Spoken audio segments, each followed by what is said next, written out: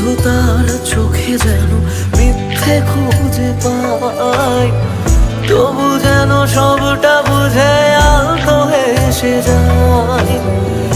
আমি রোজ থাকবো কাছে বলেছে যে জন, শেষমেশ তারই কাছে ঠকেছে মন।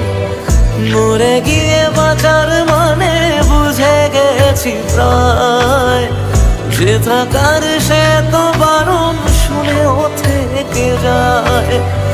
মরে গিয়ে বাঁচার মানে বুঝে গেছি প্রায়, যে থাকার সে তো বারণ শুনেও